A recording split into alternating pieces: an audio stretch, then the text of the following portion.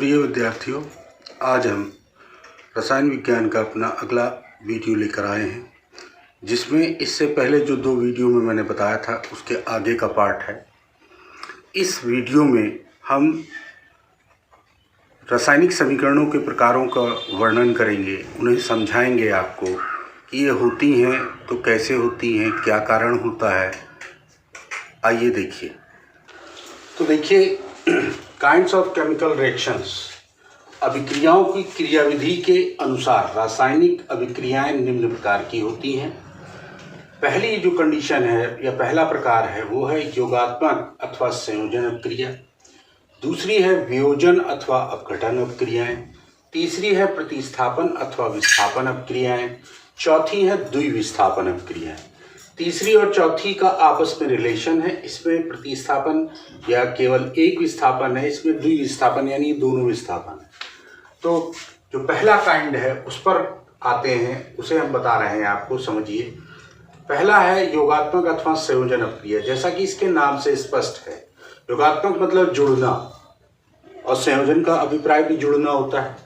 तो वे अभिक्रियाएं जिनमें दो या दो से अधिक अभिकारक तत्व, दो एलिमेंट्स या यौगिक या कंपाउंड या दोनों हो सकते हैं, एलिमेंट और कंपाउंड, आपस में संयोग करके यानी आपस में जुड़ के केवल एक नया पदार्थ बनाते हैं।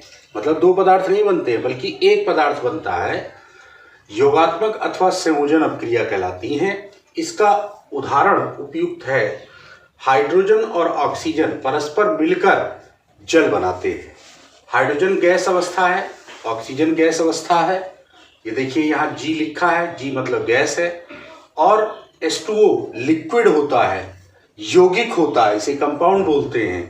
तो लिक्विड के लिए L लिखा है। दूसरा उदाहरण है सोडियम सॉलिड अवस्था में, ठोस अवस्था में होता है, ऑक्सीजन गैसियस अवस्था में होता है। जब ये आपस में रिएक्शन करते हैं तो सोडियम ऑक्साइड बनता है, ये भी सॉलिड होता है। तो ये दो उदाहरण हैं योगात्मक अथवा संयोजन अभिक्रिया के, इनमें से आप कोई भी याद कर सकते हैं। अब नंबर 2 पर आते हैं, अपघटन या वियोजन अभिक्रिया। भाई संयोजन का मतलब जुड़ना होता है, अपघटन मतलब या वियोजन मतलब टूटना होता है।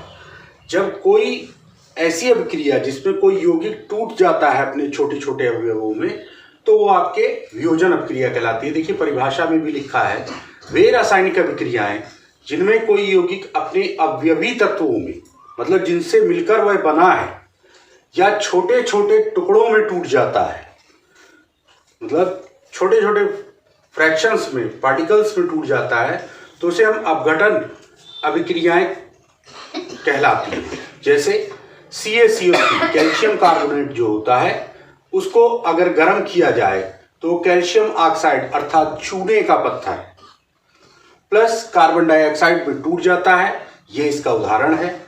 तीसरा जो टॉपिक है आपका वो है विस्थापन अभिक्रियाएं।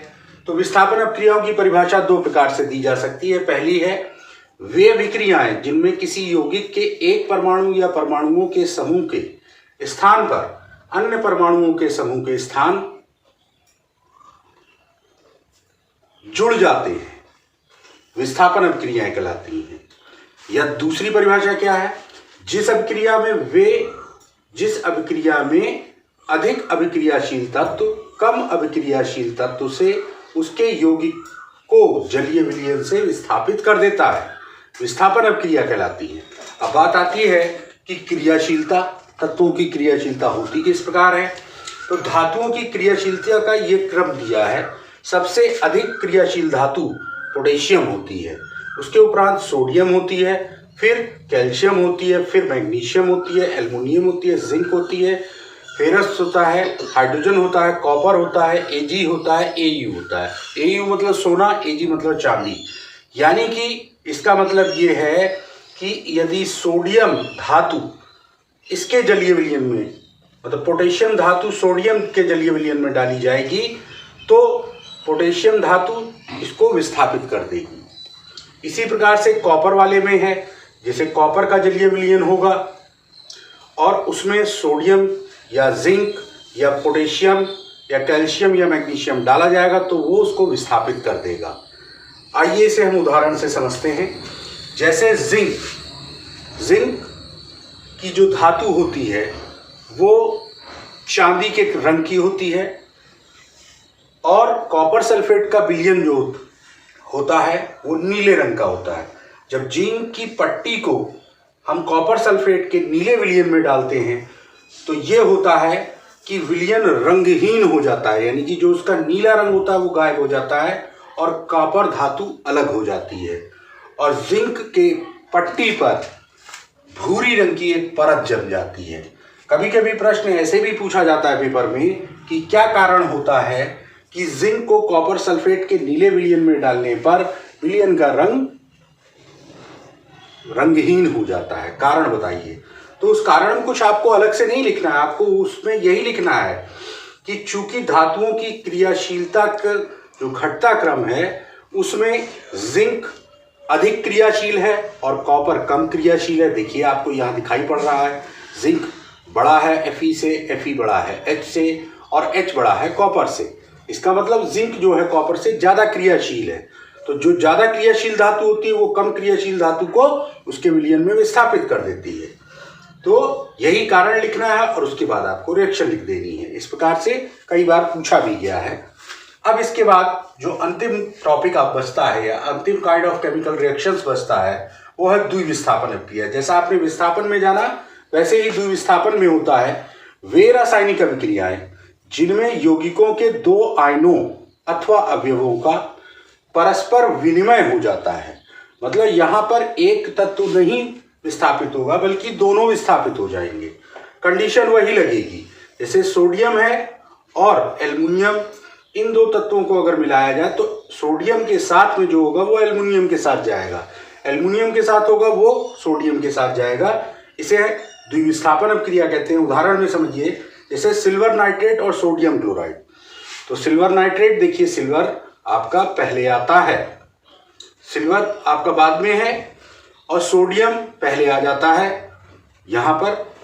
तो सोडियम अधिक क्रियाशील हुआ तो सोडियम के साथ में क्लोरीन है तो क्लोरीन सिल्वर के साथ चला जाएगा और जो नाइट्रेट है वो इसके साथ आ जाएगा। वही हुआ यहाँ पर, जब अभिक्रिया हुई तो ये AgCl प्राप्त हुआ यानी कि सिल्वर क्लोराइड और ये सोडियम नाइट्रेट प्राप्त हुआ।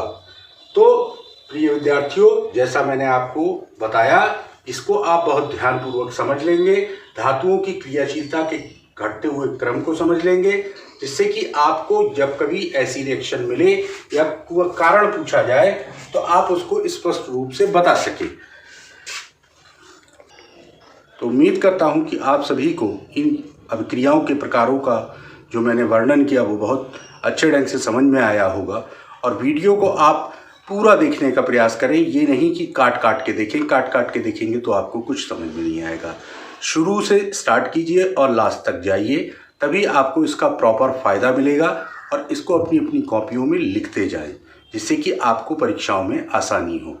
और अन्य लोग जो हमारे इन वीडियोस को देखते हैं वो भी ये समझ लें कि NCERT का जो सिलेबस है उस सिलेबस के अनुसार हाई स्कूल की परीक्षाओं में जो प्रश्न पूछे जाते हैं उन्हीं प्रश्नों से संबंधित वीडियो मैं आपके मार्गदर्शन के लिए बना रहा हूं। कृपया इन्हें देखते रहना जारी रखिए और यदि आपने हमारे चैनल को सब्सक्राइब नहीं किया है तो आप उसे सब्सक्राइब कर दीजिए। उसका तरीका मैं बता रहा हूं, C space dot P space S small I small r। Video देखने के लिए धन्यवाद।